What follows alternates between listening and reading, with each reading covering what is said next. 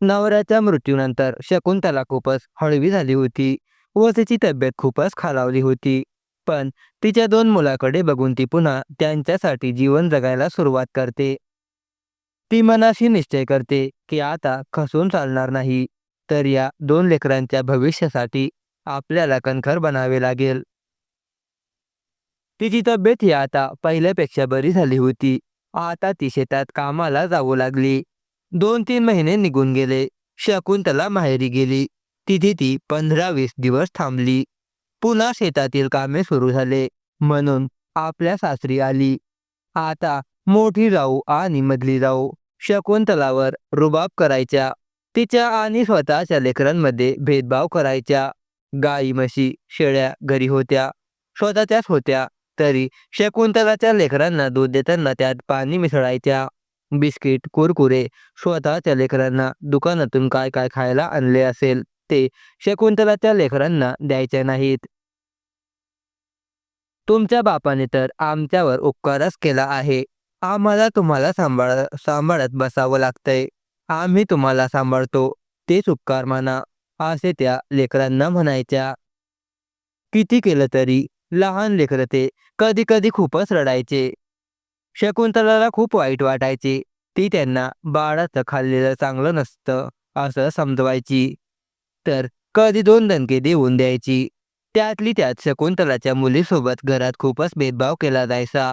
मुलांना चांगले ड्रेस घेतले जायचे. मुलीला कसा तरी आपला वेडावाकडा फ्रॉक आणायला त्यांच्याकडे पैसे नसे. कधी आणला तर चांगला फ्रॉक आणायचे नाहीत. दिवाळी सणाला मुलीला कसा तरी त्याचा कपडाही चांगला नव्हता. मळकट कलर आणि एकदम जुना झाल्यासारखा असा कपडा होता. तो फ्रॉक आणला. शकुंतलाला तो फ्रॉक पाहताच खूप वाईट वाटले. पण नवीन फ्रॉक म्हटल्यावर छोट्या शीतलला आनंद झाला. शकुंतला तिला तो फ्रॉक घालायला गेली तर तो काही तिच्या डोक्यात जाईना. आपला फ्रॉक आणलेला होता. मुलगी हट्ट करू लागली. शकुंतलाला तसाच तो घालवायचा प्रयत्न करत होती. परंतु तो खूपच आपरा असल्यामुळे तिच्या डोक्यातून गेलाच नाही. शकुंतलाला तर खूपच वाईट वाटले. आपल्या लेकरावर ही वेळ आली. मला फ्रॉक घाल, मुलगी तिच्या मागे भुनभुन लावत म्हणाली. शकुंतलालाही असा फ्रॉक आणला त्याचा खूप राग आला. पण बोलणार कुणाला, म्हणून तिने 2 फटके मुलीला ठेवून दिले आणि गप्प बसायला सांगितलं. तिने रागात खूप जोरात मुलीच्या पाठीत मारल्यामुळे मुलगी रडू लागली. एकतर तू रांडवबाई आणि हे नखरे कशापायी करायचं? तुला इथे राहायचं असेल तर नीट राहा, नाही तर जाय तुझ्या माहेरी, सासू म्हणाली. त्यानंतर शकुंतलाने पण 2 शब्द सासूला बोलले. हे पहा सासूबाई, मुलगा असल्यामुळे त्याला चांगले कपडे आणायचे. मुलीला कसे पण कपडे का? आम्हाला तर ते पण नव्हते. सासूने उत्तर दिले. तुम्हाला नव्हते म्हणून माझ्या मुलीला पण नको का? जाऊ दे. शकुंतला, सणासुदीचा काय घरात किरकिर करतात, मोठी जाऊ म्हणाली. त्यानंतर शकुंतलाने सणाच्या दिवशी स्वयंपाकात जावेंना मदत केली. त्या दोघींना फक्त जे पदार्थ नैवेद्य दाखवण्यासाठी बनवायचे असतात ते स्वतः बनवले आणि बाकीचे शकुंतलावर सोपवून दिले. आम्हाला व्यवसायाला जायचं आहे, देवपूजा करायची आहे. तुझं काय, तुला थोडीच यायचं आहे? मग बाकी राहिलेलं तू बसल्या बसल्या कर, तोपर्यंत आम्ही जाऊन येतो, असं म्हणून त्या दोघी जणी आपापली तयारी करायला निघून गेल्या. तयारी होईपर्यंत शकुंतलाचा स्वयंपाक झाला. त्यांना येईपर्यंत शकुंतलाने सगळं चुलीपुरतं स्वयंपाक आवरून भांडे घासून घेतले. आता इथून पुढे प्रत्येक सणाला असंच असणार हे शकुंतलाला कळून चुकलं होतं. दिवस सरत होते. तिची मुलगी आता 5 वर्षाची झाली होती. मुलीला शाळेत टाकायचं आहे. सासू सासरे घरात असताना शकुंतला म्हणाली, तर त्यावर सासू सासऱ्यांनी तिला विरोध केला. तुम्ही कितीही विरोध केला तरी मी आज माझ्या मुलीला शाळेत टाकणारच. माझ्यावर जी वेळ आली ती वेळ माझ्या मुलीवर येऊ नये. ती स्वतःच्या पायावर उभी राहावी. तिच्या बोलण्याने कुठेतरी सासू सासरे मनाने तयार झाले. त्यांनीही मुलीला शाळेत टाकायला परवानगी दिली. मुलगी शाळेत जाऊ लागली. आता शकुंतलाला तिच्या मुलीची तयारी करताना जावेच्या मुलांचीही तयारी करावी लागे. मोठ्या दोन्ही जावेंची मुलं आता पुढच्या वर्गात शिकत होते. त्यामुळे मोठ्या दोघ्या जावांनी डोक्यात प्लॅन केला. शकुंतलाची बेडरूम आता आपल्या मुलांसाठी स्टडी रूम करूया. स्टोरेज रूम मोकळीच. ती पण खूप लहान नाही, मध्यम आहे. तसाही तिच्यात काही एवढा पसारा नाही. असेल थोडाफार तर तो माळ्यावर टाकून देऊ. तिथे शकुंतला आणि तिचे 2 लेकरं झोपत जातील. एक लोखंडी खाट पण आहे तिच्या रूममध्ये. मुलं अभ्यास करत जातील. नंतर त्या दोघींनी याविषयी शकुंतलाला म्हटले, तुझे लेकरं अजून लहान आहेत. मुलगी तर काय फक्त पहिलीत आहे. पण आता आमचे मोठाले आहेत. त्यांना जास्त अभ्यास असतो. शकुंतला, आता तू एक काम कर. स्टोरेज रूममध्ये असाही आपला जास्त पसारा नाही. तू तिथे लेकरांना घेऊन झोपत जा. आणि ह्या तुझ्या रूममध्ये मोठे लेकरं अभ्यास करीत जातील. त्यांना रूम मोकळी करून दे. रात्रीच्या रात्र पडायचं त्याला तरी काय होतं. स्टोरेज रूम लेकरांना दिली असती तर तिथे पत्रे असल्यामुळे खूप गरमी होईल. लेकरांचा अभ्यासावर गर्दीमुळे लक्ष केंद्रित होणार नाही. शेवटी अभ्यास महत्वाचा. म्हणून नाही तर आम्ही तुला म्हटलं नसतो. उदास सारखा चेहरा करत जावा तिला म्हणाल्या. जाऊ देल. त्यांच्या अभ्यासासाठी तर म्हणतात ना. शकुंतलानेही या गोष्टीचा जास्त विचार न करता ती रूम स्वतःला झोपण्यासाठी तयार केली. आपली बेडरूम मोकळी करून लेकरांना दिली. कोणाच्या लग्नात कार्यात जावा नटून थटून निघून राहायच्या. पडलेली घरातील कामे शकुंतलाला करावी लागे. अगं, काम तर काय रोजचीच असतात. पण लग्न कार्य एकदाच असतं. त्यात सुवासिनींना जास्त मान असतो. तुझं काय, तू विधवा बाई. त्यामुळे तू नाही आलीस तरी काही हरकत नाही. आम्हाला तर जावेच लागेल ना. असं म्हणून त्या काम झटकून टाकायच्या. शकुंतलाला कधी कधी विचार यायचा. सुख नसतानाही विधवा झाले आणि कोणत्या कार्यक्रमात सहभागी होण्याएवढी लायक नाही राहिले. वरून याचे त्याचे बोलणे खावे लागतात. कधी कधी एकांतात ती खूप रडायची.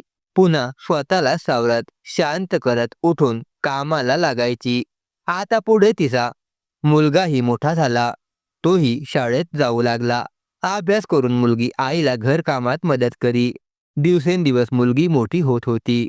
मुलगाही मोठा होत होता. ते दोघे बहीण भाऊ शेती कामात मदत करू लागायचे. शकुंतलाचा लोड आता बऱ्यापैकी कमी झाला होता. पण शकुंतलाला त्यांना अभ्यासासाठी जास्त वेळ द्यायची. मोठ्या दोघे जावेनंतर हेच हवं होतं. त्याही काही काम असेल तर उठसूट शकुंतलाच्या मुलांना सांगायच्या. आमची मुलं आता डिग्रीचा अभ्यास घेतात. तुझी मुलं अजून लहान आहेत. ते शाळेतला अभ्यास करतात. त्यामुळे काय हरकत नाही. कामात मदत करायला असं म्हणायच्या. दिवसेंदिवस मुलगाही मोठा झाला. त्यालाही आपल्या आईची अवस्था समजत होती. तोही होता होता होईल तेवढी आईला मदत करायचा. दोन्ही लेकरं संबंधच असल्यामुळे शकुंतलाला ते दुःख गिळून घ्यायची. लेकरांकडे पाहून आनंदाने जीवन जगायची.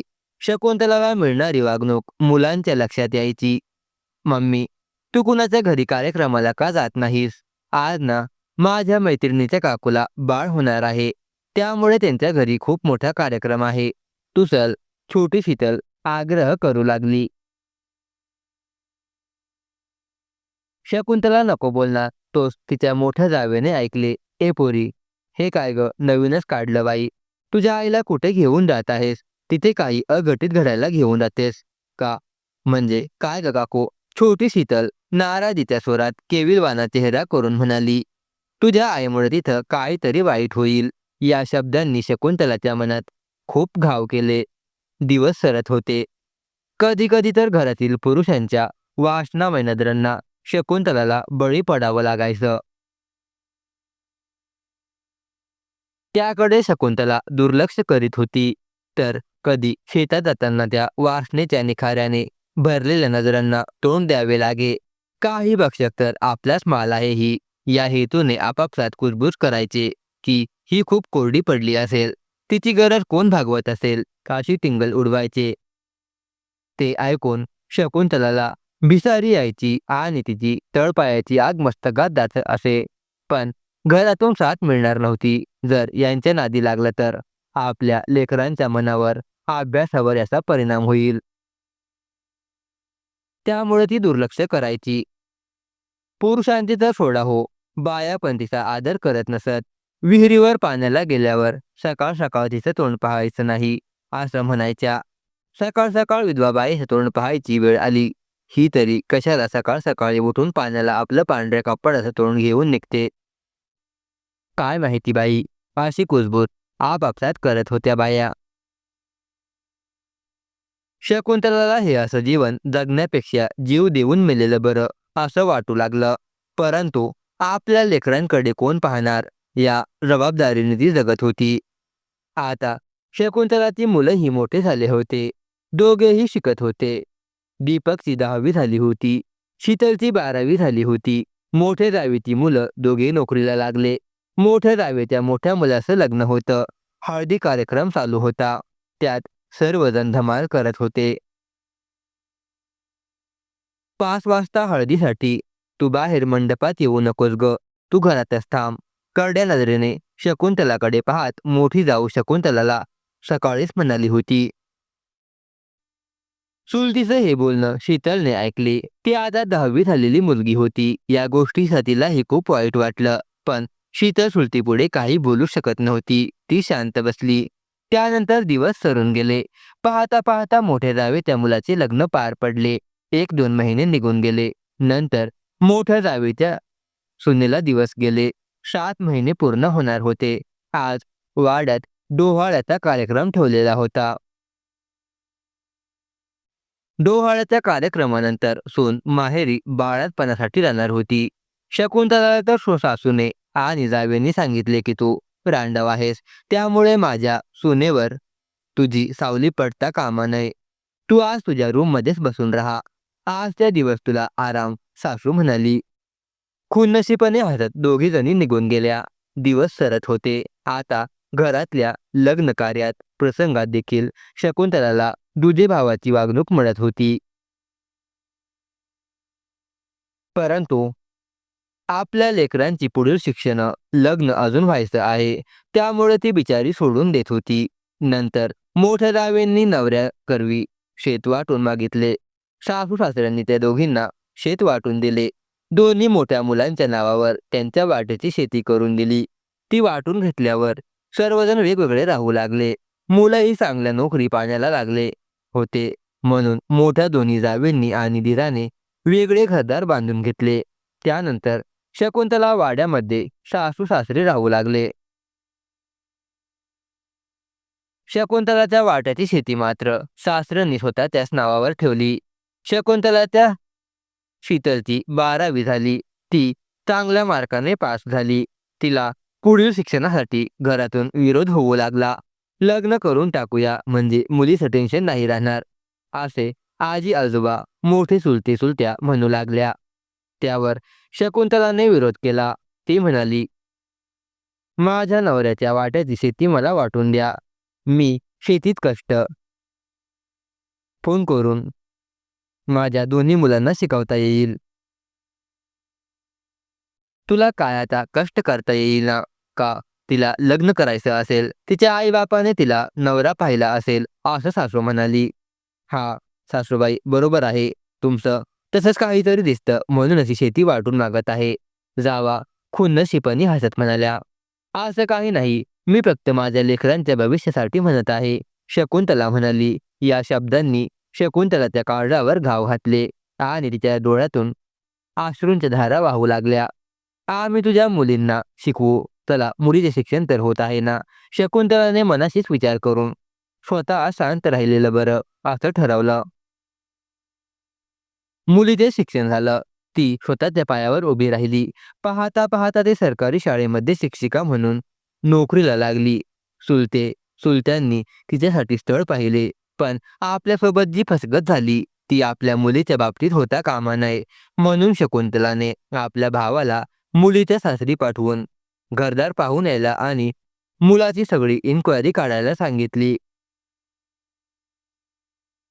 भाऊ खोलमध्ये जाऊन मुलाची सर्व माहिती काढून आला. मुलगा आणि घरचे चांगले असल्यास त्याने शकुंतलाला सांगितलं. मुलीच्या देण्याघेण्याचं सर्व चुलत्यांनी बोलणं करून ठरवलं. तिचं लग्न जमलं. पाहता पाहता तारीख काढली. मुलीच्या लग्नातही शकुंतलाला कुठल्याच प्रकारचे स्थान देण्यात आले नाही. पण मुलीचं लग्न अगदी आनंदाने, शांततेने, सुखरूप पार पडलं. हे शकुंतलासाठी खूप महत्वाचं होतं. पाहता पाहता मुलीच्या लग्नाला वर्ष झाले. आता शकुंतला मुलीच्या खुशखबरीसाठी आतुर झाली. परंतु खुशखबर काही मिळेना. अशातच 2 वर्षे निघून गेले. इकडे शकुंतलाचा मुलगा शहरात चांगल्या जॉबला लागला. पगारही चांगला घेऊ लागला. तोच एके दिवशी शकुंतलाच्या मुलीला म्हणजे शीतलला दिवस गेल्याचे समजले.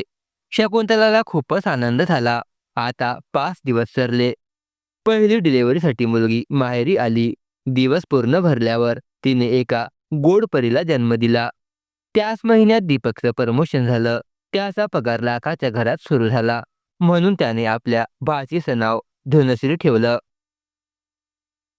शकुंतलाने आणि सासूने तिची चांगली काळजी घेतली. 2 महिने थांबून शीतल आपल्या घरी निघून गेली. तिने पुन्हा आपली नोकरी चालू केली. तिची सासू मुलीला सांभाळायची. शकुंतलाला त्याच्यासोबत जाणे गरजेचे होते. परंतु सासू सासरे आता थकत चालले होते. पिकलं पान कधी गळून पडतील सांगता येत नाही. तरीही ते शकुंतलाच्या वाट्याची शेती तिच्या नावे करून द्यायला मागत नव्हते. पुन्हा एकदा शकुंतलाने शेतीसाठी त्यांच्याजवळ विषय काढला तर तिला सुनावण्यात आले, आता काय करायचे तुला शेतीचं? तुझा मुलगा ड्युटीला लागलाय. मुलीचे लग्न आम्ही करून दिलं. पण ती त्याच्या हक्काची आहे आणि ती त्याला मिळालीच पाहिजे. ती म्हणाली, बरं, आम्ही तुझी शेती तुझ्या नावावर करून देतो. मग करा आता दुसरे लग्न तुझ्या लेकी जावयासमोर. उद्या सून पण येईल. आम्हाला काही घेणं देणं नाही त्याचं, सासू म्हणाली. हे शकुंतलाने आपल्या घरी माहेरी आई वडिलांना कळवलं. तिचे आई वडील भाऊ शकुंतलाच्या घरी आले. आमची मुलगी जर लग्न करणार असती तर तिने तेव्हाच लग्न केले असते. समजलं का? बोलताना जरा विचार करून बोलत जा. स्वतःची जीभ झाली म्हणून उचलायची आणि टाळ्याला लावायची असं काम करू नका. शकुंतलाचे वडील म्हणाले, तुम्हाला एकदा मी माफ केलं. दुसऱ्यांदा करायला मोकळे नाहीत. आम्ही गपगुमान करता येत असेल तर तिच्या किंवा तिच्या मुलाच्या नावे शेती करा. नाहीतर आम्ही तुम्हाला आमचा दणका दाखवू कायद्याचा. त्यानंतर शकुंतलाच्या नावावर शेती करण्यात आली. दिवस सरत होते. 2 वर्षात सासू सासरे हे पूर्ण थकले होते. दीपकने शहरात चांगलं घर घेतलं. त्यासाठी आईने त्याला मदत आणि प्रोत्साहन दिलं. आता दीपकचं लग्न होतं. मुलगीही चांगली, सुसंस्कारी, दिसायला सुंदर अशी होती. त्यामुळे आदितीसोबत त्याचं लग्न ठरलं. दीपक, आदिती दोघे एकाच ठिकाणी कामाला होते. त्यांची ओळख झाली. ओळखीचे रूपांतर प्रेमात झाले. त्याने कोर्ट मॅरेज केलं. मुलाने कोर्ट मॅरेज केलं म्हणून चुलत्यांनी शकुंतलाला नको नको ते बोल सुनावले.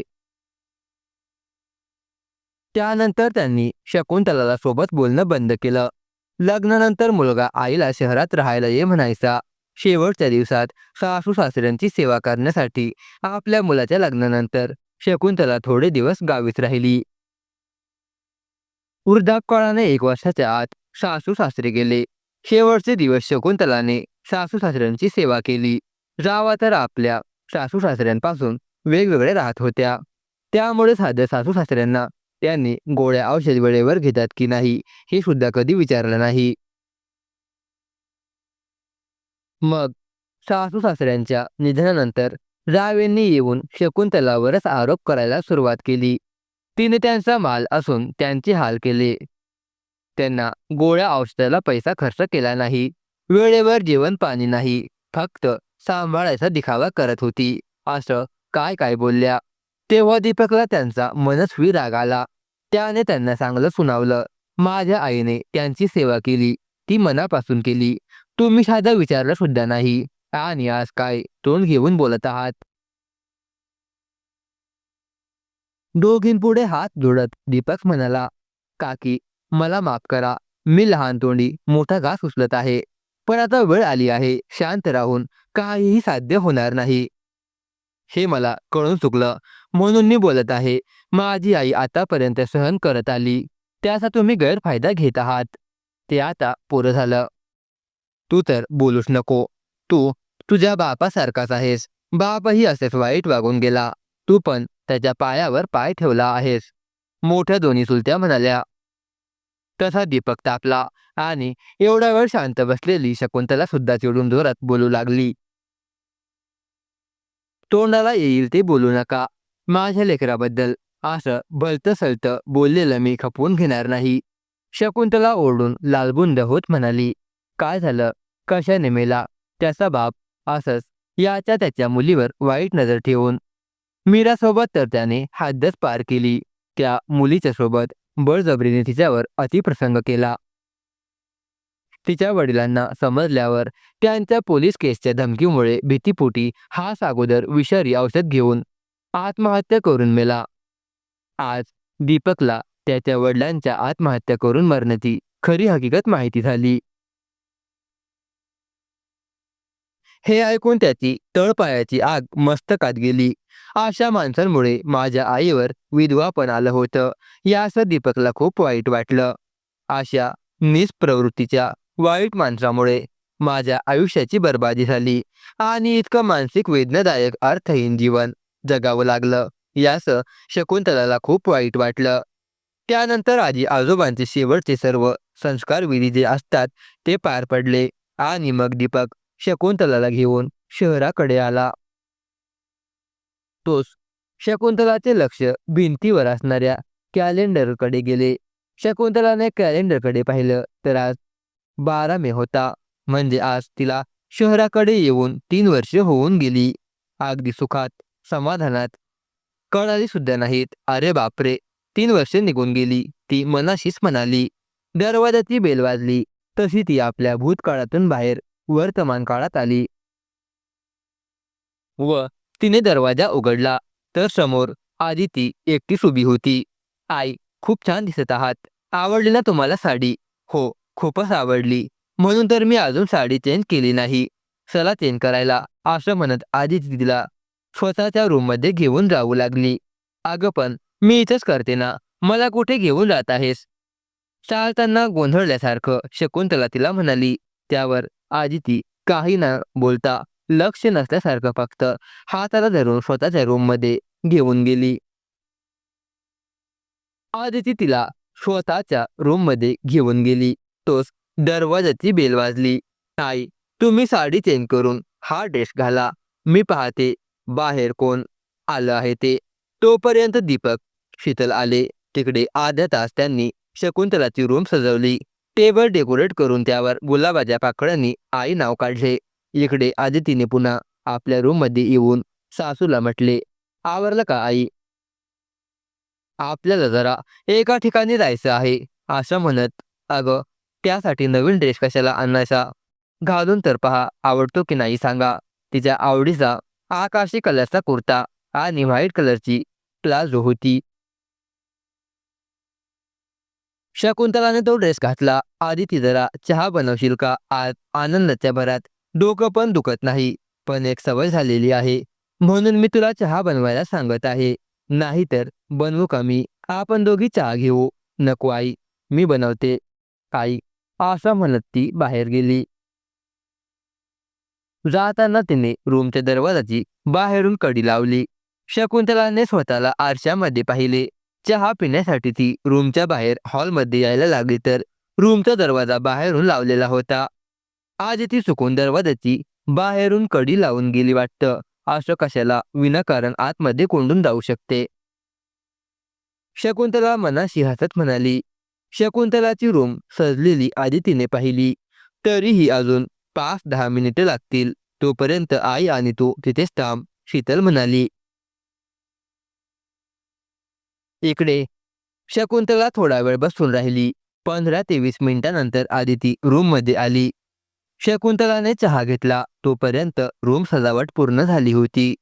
शीतलने टेबलवर केक आणून ठेवला. चहा पिताना शकुंतला, शीतल आदितीला विचारू लागले. अजूनही लोक आले नाहीत का? नाही नाही, त्यामुळे मी 2 खूपच चहा बनवला. आता बेल वाजली होती ना, कोण आलं होतं? शकुंतला म्हणाली. अहो, ते एक कामातले होते. सकाळी त्यांच्याकडे काही डॉक्युमेंट झेरॉक्स करायला दिल्या होत्या. ते घेऊन आले होते. मग त्या दोघींनी चहा घेतला. 7 वाजून गेले होते.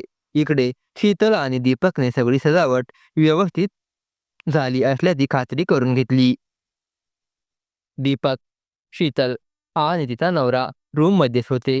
रूममधील लाईट शीतलने बंद केली. रूमचा दरवाजा पुढे लोटला. तिघेही टेबलच्या साईडला बसले. चहा. चला आई. आता असं म्हणत आजी तिला तिच्या रूममध्ये घेऊन गेली. तिने रूमचा लोटलेला दरवाजा उघडला. मध्ये सगळा अंधार होता. हे काय? माझा रूमचा लाईट कोणी बंद केला? सगळा अंधार झालाय. डोळे बारीक करत शकुंतला म्हणाली. शकुंतला आत जाऊन लाईट लावणार तोच शीतलने लाईट चालू केली. तिच्या अंगावर गुलाबाच्या पाकळ्या टाकत चौघांनी एका सुरात हॅपी मदर्स डे मम्मी असं म्हटले. समोरील ते डेकोरेशन ती आश्चर्यचकित झाली. एवढा मोठा सरप्राईज इतक्या छान पद्धतीने मुलांनी दिला या विचारात ती पूर्णपणे हरवून गेली. तोपर्यंत आदिती मुलांना शकुंतलाच्या रूममध्ये घेऊन आली. समोर टेबलवर चॉकलेट केक ठेवलेला होता. तिला चेअरवर बसायला सांगितले. तसं ती विचारातून गोंधळल्यासारखी बाहेर येत हा अडखळत बसते असं म्हणत खुर्चीवर बसली. तिने केक कट केला. सर्वांनी तिच्या तोंडात एक एक पीस भरवला. तिनेही आपल्या लेकरांना केक भरवला. नातवंडांनाही जवळ घेऊन केक भरवला. त्या दिवसात हरवून गेली. आपल्या मुलाचा पहिला बर्थडे होता तेव्हा घेतलेला केकचा तुकडा सासूने आपल्याला खाऊ नाही दिला. त्याच मुलाने आज आपल्याला केक खाऊ घातला. मम्मी, आवडला ना केक? दीपक म्हणाला. खूप आवडला बेटा, पण तुला कसं समजलं? मला चॉकलेट केक खाण्याची खूप इच्छा होती. ते मला ताईकडून समजलं. तिला काहीतरी आठवल्यासारखं झालं.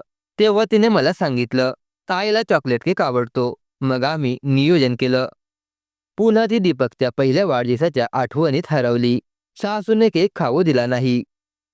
तर छोट्या शीतलने फ्रॉकमध्ये चिवडा घेतला. त्यात थोडासा पीस केकचा टाकला आणि त्यावर पुन्हा चिवडा टाकला. तिने रूममध्ये आणून गुपचूप आईला तो खाऊ घालण्याचा प्रयत्न केला होता. परंतु तेव्हा मी तो खाल्ला नव्हता. खरंच आपण म्हणतो लहान लेकराला काय समजतं, त्यांच्या काय लक्षात राहतं, पण त्यांना सगळं समजत असतं. 5 वर्षाची शीतल त्यावेळी 5 सुद्धा पूर्ण नव्हती, पण तिच्या ते कायम आठवणीत राहिलं. नकळत तिच्या डोळ्यातून पाणी आलं. आई, काय झालं? की आवडलं नाही वाटतं? असं आदितीने म्हटलं नाही. आदिती, असं नाही. मनापासून आवडला. तिने आपल्या दोन्ही लेकरांना, जावई सुनेला, नातवांना जवळ घेत थँक्यू म्हटलं. तिची केक खाण्याची इच्छा पूर्ण झाली. डोळ्यातून नकळत अश्रू वाहू लागले. देवा, तुझे किती सुंदर दान दिलेस माझ्या पोटी. अनमोल रत्न 2 असं ती म्हणाली. आज तुम्ही माझे संस्कार टिकवले. दोघेही बहीण भाऊ एवढे गुणी निघालात. खऱ्या अर्थाने माझे आई पण सार्थक झाले. दीपक आणि शीतलच्या डोळ्यातूनही पाणी आलं. आदितीनेही आपले डोळे रुमालाने पुसत, चला मग, कसा झाला मदर्स डे? अभी तो पार्टी बाकी आहे असं म्हणत सर्वांना नकळत त्या हुंदक्यापासून दूर केले. आता काय बाकी आहे? आतापर्यंत जे केलं ते खूप झालं. आता मला काही नको, शकुंतला म्हणाली. अहो आई, आज आपण जेवण करण्यासाठी बाहेर राहणार आहोत, दीपक आणि आदिती म्हणाली. तसं शकुंतलाने एक स्माईल दिली. सर्वजण डिनरसाठी जायला निघाले. आज तिला तिथे आई पण सार्थक झाल्याचे मनापासून समाधान वाटले. तर मैत्रिणींनो आणि मित्रांनो, तुम्हाला ही कथा कशी वाटली? कमेंट बॉक्समध्ये नक्की कळवा. आणि अशाच नवनवीन कथा दररोज न चुकता ऐकण्याकरिता सर्वांनी चॅनलला सबस्क्राईब करून ठेवा. हीच आपण सर्वांना नम्रतेची विनंती. धन्यवाद.